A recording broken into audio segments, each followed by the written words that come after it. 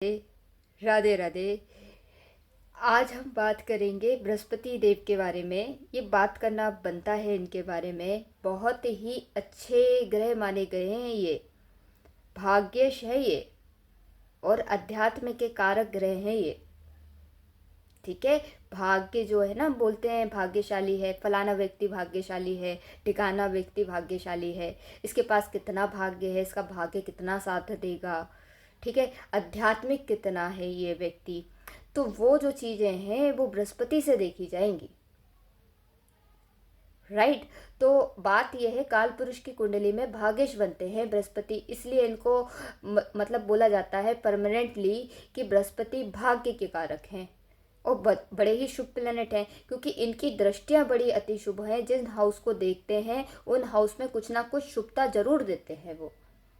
ठीक है, अगर कोई प्लेनेट, क्रूर प्लेनेट उस हाउस में बैठा है, खराब हाउस में बैठा है, मतलब किस और उसी हाउस में बृहस्पति की दृष्टि आ रही है, तो उस हाउस की क्रूरता को वो कम करेंगे, उसमें कुछ अच्छा करने की कोशिश करेंगे। हो सकता है पूरी तरह से ना कर पाए, लेकिन मोस्ट ऑफ द केस में मैं बता रही हूँ वो कोशिश करते हैं उस हाउस से जुड़ी हुई समस्याओं का निवारण करने की। मान लीजिए किसी का कैरेक्टर खराब हो रहा है, ठीक है, लेकिन उसको बृहस्पति ने देख लिया। प्लैनेट्स कुछ ऐसे कंजंक्ट हो रहे हैं कि जहाँ पे हम बोलें कि इस व्यक्ति का कैरेक्टर हिला होगा, लेकिन बृहस्पति ने देख लिया, तो क्या होगा? तो बृहस्पति उस व्यक्ति की जो भी चीज़ें हैं उसको लगाम लगाने की कोशिश करेंगे, उसको उस जगह पे पहुंचाने की, मतलब अगर वो गलत चीज़ों में इंडल्ज हो रहा है तो उसको रोकने का प्रयास करेंगे, मतलब कि वो चीज़ होने नहीं देंगे। तो वो होने नहीं देंगे तो मतलब है ना, उसको ब्लॉक करने की कोशिश करते हैं, गलत चीज़ों को ब्लॉक करते हैं, अच्छी चीज़ों को वो रिलीज कर देते हैं, अच्छी चीज़ों को बोलते हैं आने दो। तो ये बृहस्पति है, बृहस्पति अत्यंत शुभ प्लेनेट है, इसीलिए कहते हैं कुंडली में सारे ग्रह अपनी जगह पे हैं। बृहस्पति का शुभ लाभ, अगर बृहस्पति शुभ होके बैठे हैं ना, चाहे वो बकरिए हों चाहे कैसे भी हों, शुभ होके बैठे हैं ना, तो आप ये मान के चलिए 3 हाउस तो आपके 3 हाउस से जुड़ी आपको समस्या देखने को नहीं मिलेगी लाइफ में। उसको वो सिक्योर करेंगे, वो उसको बल देंगे, उसकी भाव वृद्धि करेंगे। और भाव हानि किसकी करेंगे? जिस हाउस में वो बैठे हैं। ठीक है, अब कुछ लोग बोलते हैं बृहस्पति 12th हाउस में अच्छे नहीं होते। पता है, बृहस्पति का एक सूत्र है, महर्षि पराशर ने दिया था, बृहस्पति जिस हाउस में बैठेंगे उस हाउस की भाव हानि करते। क्यों करते हैं? क्योंकि बृहस्पति का उन्होंने बताया, बृहस्पति बड़े भारी प्लेनेट है, जो कि सच है, वो भारी हैं, उनमें ग्रेविटेशनल फोर्स ज़्यादा है। तो 2 चीज़ें मैं बताऊंगी आपको, इसका मतलब कि भारी हैं तो उस हाउस के कार्य तत्व को वो दबाएंगे। तो अगर बृहस्पति 12th हाउस में किसी के हैं तो वो खर्चों को दबा देंगे। एक्सीडेंट के हाउस में बैठ गए, 8th हाउस में बैठ गए, तो वो बड़ी बड़ी जो बीमारियां हैं उसको ही दबा देंगे, एक्सीडेंट को ही दबा देंगे। तो ये अच्छा ही है ना, राइट। तो ये चीज है, लेकिन हाँ, लेकिन अच्छी चीज होगी ना उसको वो बढ़ाएंगे जरूर, ये चीज भी है, क्योंकि बृहस्पति कहीं ना कहीं शुभ प्लेनेट है। अगर अच्छे बैठे हैं तो ये अच्छे रिजल्ट देंगे, इस तरीके से देते हैं बृहस्पति। ठीक है, और दूसरा एक और चीज है, मैंने बोला ग्रेविटेशनल फोर्स होता है बृहस्पति के पास। तो जहां भी बृहस्पति बैठते हैं ना, उस हाउस से जुड़े कार्य तत्व के प्रति आपके लिए लोग अट्रैक्ट होते हैं। अगर बृहस्पति मान लीजिए 1st हाउस में है, तो लोग आपको लेकर, ठीक है, अट्रैक्ट फील करेंगे, वो चीज़ों को खींचते हैं, अपनी ओर खींचते हैं। 2nd हाउस में है तो वेल्थ को अट्रैक्ट करते हैं, तो 2nd हाउस का बृहस्पति अच्छी वेल्थ देता है। 3rd हाउस में बृहस्पति है तो आपके कम्युनिकेशन से लोग इन्फ्लुएंस हो जाते हैं, कम्युनिकेशन, आप बातें बताने, आपकी बातों से लोग अट्रैक्ट हो जाते हैं। 4th हाउस में बृहस्पति है तो आपकी धन संपत्ति सुखों से लोग है ना अट्रैक्ट हो जाते हैं। 5th हाउस में बृहस्पति है तो आपके बच्चों से अट्रैक्ट होते हैं, लोग बोलते हैं क्या बच्चा है, क्या संस्कारी बच्चा है, ऐसा हो तो शिक्षा हो तो ऐसी, बच्चा हो तो ऐसा, ठीक है, रिलेशनशिप निभाया हो तो ऐसा। 6th हाउस में बृहस्पति है तो आपको अच्छी जॉब दिलवा देते हैं। वो लोग बोलते हैं कि इसके पास जो जॉब है, सर्विसेज है, जो ये इस तरीके से, जो जिस तरीके की ये सर्विसेज करता है ना, उस तरीके की सर्विस तो कोई कर ही नहीं सकता। 7th हाउस में बृहस्पति है, अगेन आपके स्पाउस के प्रति अट्रैक्शन होगा, बिजनेस के प्रति अट्रैक्शन होगा। लोग बोलेंगे बहुत अच्छा स्पाउस मिला है इसको, बड़ा संस्कारी स्पाउस मिला है इसको, धार्मिक स्पाउस मिला है इसको, ठीक है, बिजनेस इसका बढ़िया चल रहा है, बिजनेस को लेकर लोग बोलेंगे। 8th हाउस में बृहस्पति है तो आपकी रिसर्च ऑकल्ट के बारे में जो नॉलेज होगी, लोग उसके प्रति आपके प्रति अट्रैक्शन फील करेंगे। 9th हाउस में बृहस्पति है तो आपके पूजा पाठ, एडवेंचर का भाव, पिता के प्रति अट्रैक्शन फील करेंगे। ठीक है, 10th हाउस में बृहस्पति है तो ये आपका कर्म स्थान है, तो आपके कर्मों के प्रति लोग अट्रैक्शन फील करेंगे कि वाह क्या कर्म है, मतलब है ना, ये कर्मठ है व्यक्ति। ठीक है, जो बोलते हैं ये वो कर देता है, इसलिए बृहस्पति नीच माने जाते हैं, क्योंकि बृहस्पति को यहाँ गधा बना दिया जाता है। मतलब वैसे बनाना नहीं चाहिए, वो शब्द बहुत गलत है, लेकिन अगेन बात यह है कि बृहस्पति यहाँ पे बहुत ज़्यादा कर्मठ हो जाते हैं, लेकिन एक्नॉलेज यहाँ पे नहीं मिलता है, तो वो वाली चीज़ हो जाती है। लेकिन लोग कहीं ना कहीं मानते जरूर हैं, अट्रैक्शन जरूर होता है उनको कि हाँ इसको कर्म करने के लिए मिला है और इसके कर्म बिल्कुल सही जा रहे हैं। ठीक है, गेन के हाउस में बृहस्पति लेंगे तो लोग बोलेंगे लाभ हो तो इसके जैसा हो, मित्र हो तो इसके जैसे हो। ठीक है, ब्लेसिंग हो तो इसको तो अत्यंत ब्लेसिंग है, ऐसा बोला जाता है। जिसका 11th हाउस में बृहस्पति हो या 12th हाउस में बृहस्पति बकरी हो जाए तो वो 11th हाउस के भी परिणाम देंगे। तो जिसका भी इस तरीके की कंडीशन बन रही है, ध्यान देना, 11th हाउस के आपके परिजन में या दोस्त मित्र यार में या किसी के भी 11th हाउस में बृहस्पति बैठे हैं, ऐसे व्यक्ति को पीड़ित मत करना। ठीक है, नहीं तो इतनी बुरी मार पड़ेगी। ऐसे लोगों से बहस भी नहीं की जाती, हाथ जोड़ लो, वो बहस करे, हाथ जोड़ के निकल जाओ, क्योंकि ऐसी मार पड़ती है, डायरेक्ट ब्लेसिंग मिलती है ऐसे जातक को। ठीक है, और उससे भी खतरनाक ब्लेसिंग अगर बृहस्पति किसी का D20 में 11th हाउस में बैठा है तो फिर तो बिल्कुल हाथ जोड़ने की जरूरत नहीं है, दूर से प्रणाम, दूर से प्रणाम, भागने की जरूरत नहीं है, दूर से प्रणाम, बिल्कुल है ना, सर झुका के रखो। क्यों? क्योंकि यहाँ पे डायरेक्ट ब्लेसिंग मिलती है ईश्वर की। यहाँ पे आपने इस व्यक्ति को दुखी कर दिया ना और इसके मुंह से कुछ निकल गया, तो आपके जीवन में बहुत त्राहिमाम होगा, और इसके मुंह से नहीं भी निकला और इसने छोड़ दिया तो ऐसा फिर उससे भी खतरनाक त्राहिमाम मचाएंगे, वो भी डायरेक्ट ईश्वर के थ्रू मचेगा।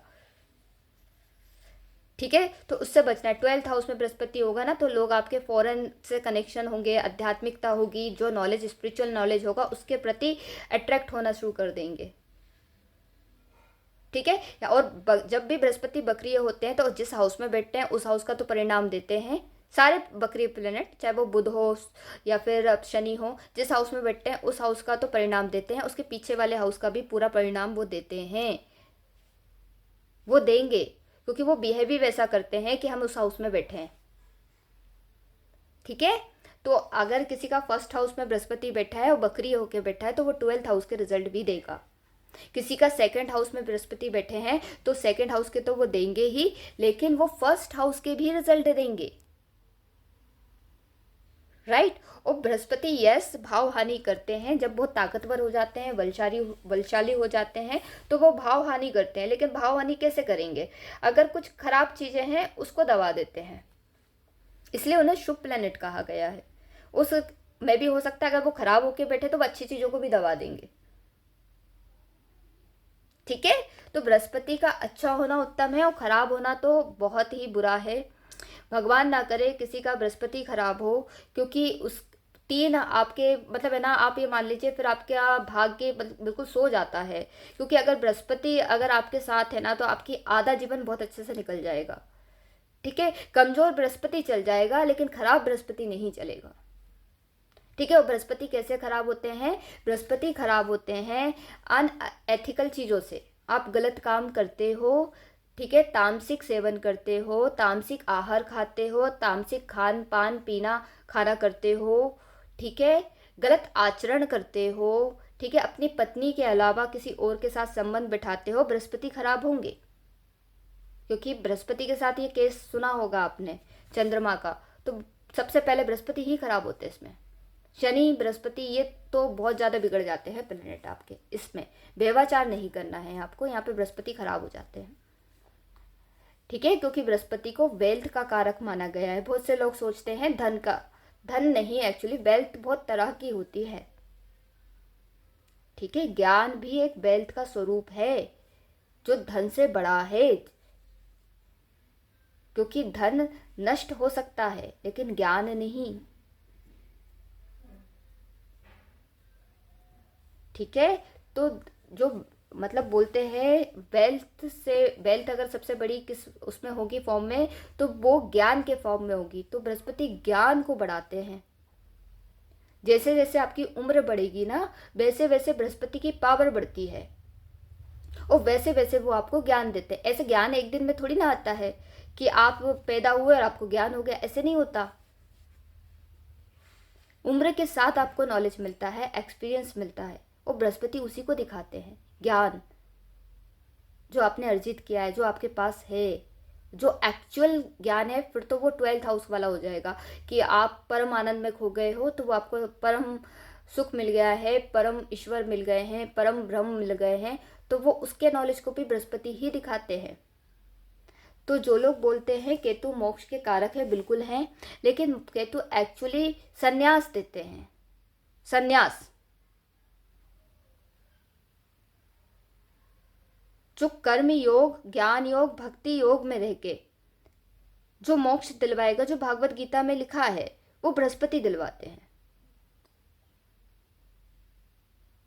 ठीक है, क्योंकि वो उन्हें पता है किस तरीके से कहाँ लेके जाना है, क्योंकि वो उसी के कारक है। 12th हाउस के स्वामी है वो, मीन राशि के स्वामी है वो, अध्यात्म के स्वामी है वो। तो इसीलिए बृहस्पति को सुख के स्थान में उच्च का माना गया है, माता के स्थान में उच्च का माना जाता है। माता के स्थान में बृहस्पति उच्च के क्यों होते हैं? क्योंकि बृहस्पति गुरु है, और हमारी सबसे पहली जो गुरु होती है वो हमारी माता होती है। माता हमें खाना सिखाती है, पानी कैसे पीते हैं, ये चीज़ क्या होती है, वो क्या चीज़ होती है, पहली शिक्षक माता ही होती है। और माता शुरू हो जाती है, हमको जैसे कोख में आते हैं ना, माता हमारी सबसे पहली गुरु बनती है। और बृहस्पति उच्च किस में हो रहे हैं? उच्च के स्थान मतलब उच्च किस हाउस में हो रहे हैं? 4th हाउस में हो रहे हैं, माता के घर में हो रहे हैं। तो 4th हाउस में अगर बृहस्पति होंगे तो अति उत्तम होंगे, कारक हैं 4th हाउस के वो। और 10th हाउस में अगर किसी के बृहस्पति होंगे तो घबराने की बिल्कुल जरूरत नहीं है कि अरे ये तो बृहस्पति का नीच का स्थान है। नहीं, कई बार बृहस्पति यहाँ पे बहुत अच्छे रिजल्ट देते हैं आपको। कर्मों, ये बृहस्पति जिस हाउस में बैठते हैं ना, उस हाउस को एक्सपांड कर देते हैं, उसको एक्सपांड करते हैं। तो अगर 4th हाउस में है तो सुखों को एक्सपांड कर देंगे, भूमि, घर, परिवार, उसको एक्सपांड कर देंगे। ठीक है, तो ये वाली चीज़ है। और 10th हाउस में हुए तो आपके कर्मों को एक्सपांड कर देंगे। ठीक है, तो उससे घबराने की जरूरत नहीं है। बस हाँ, बृहस्पति थोड़ा सा असहज होते हैं, मेहनत के काम नहीं होते उनसे। तो मेहनत की जितनी भी राशि है, मेहनत की कौन कौन सी राशि है? मिथुन, तुला, कैप्रिकॉन, टॉरस और कन्या और एक्यूरेस, ये मेहनती राशियां हैं। और सबसे अगर हम त्रिषडाया हाउस के हिसाब से देखेंगे तो कौन कौन से बनेंगे मेहनत के हाउस? अपने मिथुन, तुला और कुंभ। और हार्डकोर कर्मठ की जो राशि है, बिल्कुल रिजिड जिन्हें माना जाता है, वो जो राशियां हैं वो है टॉरस, कन्या और कैप्रिकॉन, जिसमें से कैप्रिकॉन में वो नीच के हो जाते हैं इसी वजह से, क्योंकि वहां मेहनत बहुत है। क्योंकि बृहस्पति तो भाग्य के एक स्वामी है, तो चीज़ें तो भाग्य से इजी मिलनी चाहिए ना। तो यहाँ पे बृहस्पति को कर्म करवाना पड़ता है, कर्म करना पड़ता है, तो वो बृहस्पति के कार्य तत्वों से मैच नहीं खाती चीज़ें। लेकिन अगर बृहस्पति की 10th हाउस में दृष्टि आएगी तो आपको करियर में ये ग्रोथ दे देती है। ठीक है, बृहस्पति की तीनों दृष्टियां, पंचम, सप्तम और नवम, तीनों दृष्टियां बहुत अति फलदायी होती हैं, अति फलदायी होती हैं, अति शुभ होती हैं। अगर पंचम हाउस आपका खराब हो रहा है ना, अगर बृहस्पति ने देख लिया तो आप ये मान के चलिए आपको ब्लेसिंग मिल गई है पूर्व जन्मों से। पूर्व जन्म के कर्म आपकी अब सहायता करेंगे, आपके संचित कर्म आपकी सहायता करेंगे। बृहस्पति की डायरेक्ट जो दृष्टि आती है 7th, उसमें ज़रूर आपको एफर्ट्स लगते हैं, लेकिन आपको इतना नुकसान नहीं होने देते। वो आपकी हमेशा हेल्प करने के लिए खड़े रहते हैं। तो यहाँ पे आपको और बृहस्पति का दोनों का मिला जुला असर होता है और बहुत अच्छे रिजल्ट यहाँ पे देखने को मिलते हैं। और 9th जो दृष्टि है वो बृहस्पति की प्रारब्ध दृष्टि है, तो यहाँ पे भाग्य से चीज़ें आपको मिल जाती है। 9th हाउस मतलब है ना, 9th दृष्टि जो है बृहस्पति की जिस भी हाउस पे पड़ेगी जाएगी, वो वहां से चीजें आपको भाग्य से मिल जाएंगी। ये है बृहस्पति। इसीलिए बृहस्पति को खराब नहीं करना है, कुछ भी करना बृहस्पति को खराब मत करना, ठीक है। व्यभिचार नहीं करना चाहिए। देखिए अपनी शादी के बाहर, और शादी तो छोड़ो, ठीक है, आपकी शादी नहीं हुई है उससे पहले भी आपको व्यभिचार नहीं करना है, मतलब शादी से पहले भी संबंध स्थापित नहीं करने हैं। आप करोगे आपका बृहस्पति खराब हो जाएगा, हो जाएंगे, वो बिल्कुल हो जाएंगे, क्योंकि ये अनएथिकल अधर्म प्रैक्टिस मानी गई है सनातन धर्म में। तो एटलीस्ट गंधर्व विवाह अच्छा थोड़ी ना है, राक्षस विवाह, गंधर्व विवाह बृहस्पति के कार्य तत्वों से मैच नहीं खाता। बृहस्पति को तो ब्रह्म विवाह और देव विवाह पसंद है। तो आपको ये डिसाइड करना है। और पता है विवाह भी भाग्य से होता है, और भाग्येश है बृहस्पति। आपका जो भी पति पत्नी बनेंगे वो भाग्य से ही बनेंगे। वो भाग्य कैसे होगा आपका? आपके संचित कर्म ही आपका भाग्य का निर्धारण करते हैं। ये थोड़ा सा ज्यादा मतलब ओवर हो रहा है, शायद आपको समझने में थोड़ा सा कुछ लोगों को समय लगे, लेकिन ये बहुत ज्यादा डीप हो रहा है, मैं समझ रही हूं। प्रारब्ध जो होता है वो बनता है भाग्य प्लस पुरुषार्थ से, और भाग्य कहां से आता है? वो आता है संचित कर्म से, 5th हाउस से। संचित कर्म कहां से देखे जाते हैं? 5th हाउस से देखे जाते हैं। आत्मा 5th हाउस से ही तो एंटर करती है, मैंने एक बार बताया था आपको। तो अगर किसी का 5th हाउस खराब होगा ना, तो उसके संचित कर्म थोड़े ठीक नहीं होंगे।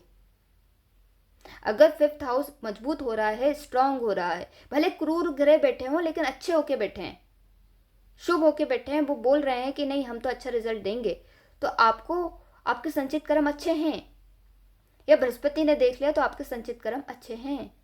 आप बोल सकते हो आपने पुण्य किया है, कुछ तो किया है, और आपको बहुत डिटेल में जानना है कि वास्तव में अच्छे है भी या खेला हो रहा है, तो D20 देख लेना। संचित कर्म का हाउस है, वो स्पिरिचुअलिटी का है, अध्यात्म का है, और संचित का है। तो D20 चार्ट आप जरूर देखना, आपको पता चल जाएगा कि आपको आगे भाग्य में मिलेगा क्या, क्योंकि संचित कर्म ही तो भाग्य का निर्धारण करते हैं। और संचित कर्म को पकड़ता कौन है? वो शनि पकड़ते हैं। जब शनि की दशा आती है ना, वो संचित कर्मों को एक्टिव कर देते हैं। तो ऐसा बोलते हैं ना कि आपका भाग्य ही फिर बचाता है, बृहस्पति बचाते हैं शनि से। शनि बृहस्पति जब साथ में होते हैं ना, तो शनि की क्रूरता को लगाम लगाते हैं बृहस्पति, ठीक है, क्योंकि शनि बृहस्पति के स्टूडेंट हैं, शिष्य हैं। तो वो अपने गुरु के सामने ज्यादा बोलते हैं ना, चिक चिक नहीं करते, मचमच नहीं करते। हम भी अपने टीचर के पास जाते हैं, टीचर के साथ हम डरते हैं ना, टीचर का डर रहता है, ऐसे शनि का है, आदर सम्मान करते हैं वो। तो जिनके भी शनि बृहस्पति साथ में है, तो वो बहुत अच्छी चीज लेकर आए हैं, एक ब्लेसिंग ही है उनको, कि कहीं ना कहीं शनि की क्रूरता जो भी होगी वो थोड़ी कम होगी एज कंपेयर टू अदर के, क्योंकि बृहस्पति संभाल लेंगे शनि को। तो जब भी शनि बृहस्पति साथ में हो, तो आपको किसकी रेमेडी करनी है? आपको बृहस्पति की रेमेडी करनी है। और कर्म आपको किसके करने हैं? आपको शनि के कर्म करने हैं, बृहस्पति का कर्म मत करना, ठीक है। आपको जब दशाएं आएंगी तो शायद हो सकता है आपको बृहस्पति की दशा थोड़ी प्रॉब्लम में डाले, लेकिन जब शनि की दशा आएगी तो वो बहुत अच्छी जाएगी। इस तरीके से प्रेडिक्शन दिए जाते हैं, ठीक है। अब एग्जाम्पल में 2 प्लेनेट और रखती हूं, आपको समझ में आया या नहीं? बृहस्पति और बुध बैठेंगे साथ में, तो किसकी दशा अच्छी जाएगी? सोचिए।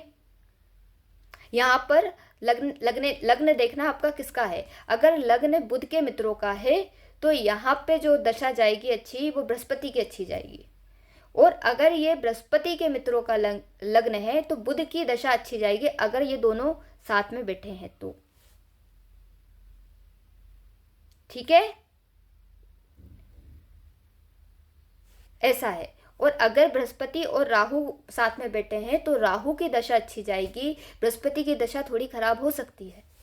त्रिकोण के संबंध में भी बता रही हूँ, त्रिकोण का संबंध भी देखना कि कहीं बृहस्पति का राहु के साथ त्रिकोण का संबंध तो नहीं आ रहा D1 D9 में। या साथ में तो नहीं जा रहे हैं, ये साथ में तो नहीं बैठ रहे हैं ये। मैं यह दृष्टि कंसिडर ही नहीं करती, करूंगी लेकिन है ना, अगेन मैंने ये बोला कि अभी आपको यही देखना है। तो आप दशाएं पता लगा सकते हैं कि किसकी दशा अच्छी जाएगी, ठीक है। और मान लीजिए बृहस्पति अकेले बैठे हैं, अति उत्तम है, फिर वो अपने ही फल देंगे। वो शनि अकेले बैठे हैं, अपने ही फल देंगे। शनि सूर्य साथ में बैठे हैं तो लग्नेश देख लीजिए, आपका लग्नेश कौन है, ठीक है। कुछ 2 लग्न ऐसे हैं जो कॉमन है, दोनों के मित्र हैं, मिथुन और कन्या। जो सूर्य इन्हें मित्र समझते हैं, शनि भी मित्र समझते हैं। तो शनि और सूर्य की इनकी दशाएं इन लोगों के लग्न में अच्छी जाती है, दोनों की अच्छी जाती है, बाकी में आपको देखना पड़ेगा, ठीक है। ऐसा है। और अगर शनि का तो ले लिया ना मैंने, शनि बृहस्पति का, अगर बृहस्पति और केतु साथ में बैठे तो किसकी दशा अच्छी जाएगी। तो अगेन केतु, ऐसा माना जाता है केतु चेले हैं बृहस्पति के, वो भी बृहस्पति के शिष्य हैं, जैसा बृहस्पति बोलते हैं वो वैसा ही करते हैं। राहु की तरह रिवेलियस नहीं है केतु। तो अगर आपने अपना आचरण अध्यात्म के प्रति रखा ना, वैसे तो ये रखवाएंगे, कोशिश करवाते हैं पूजा पाठ करवाने की, और अगर आप रख रहे हैं और अच्छे आचरण से हैं तो आपकी केतु और बृहस्पति दोनों की दशा अच्छी जा सकती है, ठीक है। तो ऐसा है, आपको बिल्कुल लग्न जरूर देखना है, इसीलिए लग्न मेन होता है, क्योंकि लग्न हमारी पूरी कुंडली को चलाता है, ग्रहों की दिशा को बताता है कि भाई ये मतलब लग्नेश के मित्र हैं, शत्रु हैं। और कई बार क्या होता है, लग्नेश के जो मित्र होते हैं वही नुकसान कर रहे होते हैं, और जो लग्नेश के शत्रु होते हैं वो बहुत अच्छा करते हैं, ठीक है। तो इस तरह की चीज़ें हैं, और ये होता है, मैंने बहुत सारे चार्ट देखे हैं, ये निकल के आता है, ठीक है। तो ऐसा नहीं है कि आप एक रैंडम प्रेडिक्शन में ले लूँ और उस पर मैं बता दूँ कि ऐसा ही होगा। ये चार्ट टू चार्ट बदलती रहती हैं, इनके नेचर, आचरण, विचार, सब सारी चीज़ें, इनके फलादेश सब बदलते हैं। सबके बृहस्पति किसी का पंचम में होगा, 10 लोगों का पंचम में है, सेम रिजल्ट नहीं आएंगे। 1-2 चीज़ें कॉमन हो सकती हैं, सारी की सारी चीज़ें कॉमन नहीं आएंगी, ठीक है। ओके, उसके बहुत सारे फैक्टर होते हैं, मल्टीपल प्लैनेट्स के अलाइनमेंट होते हैं, बहुत सारी चीज़ें होती हैं, D9 होता है, D20 होता है। अब एक का संचित कर्म खराब था, एक का संचित कर्म अच्छा था, एक का कुछ था, एक का कुछ था, ठीक है। एक ने बहुत ज़्यादा इस सेक्टर में पुण्य कर लिए, एक ने इस सेक्टर में बहुत पाप कर लिए, उस तरह की चीज़ें बन के निकल के आती हैं, ठीक है। और लिनेज का भी देखना पड़ता है, D27। तो इस तरह की चीज़ें जब हम देखते हैं तो हमें वहाँ से पता चलता है कि हाँ, ये प्लेनेट ये करने के लिए बैठे हैं।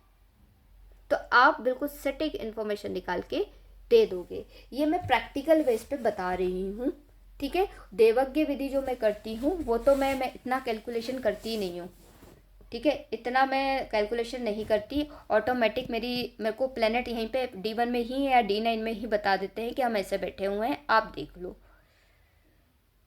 राइट। तो देवज्ञ विधि थोड़ा सा अलग है, वो एनर्जी पे काम करती है। जो एनर्जी नहीं समझ पाते प्लैनेट्स की, तो उनको मैंने ये तरीका बताया है कि आप इस तरीके से काम करिएगा, ये बिल्कुल सटीक काम करता है, ठीक है। राधे राधे।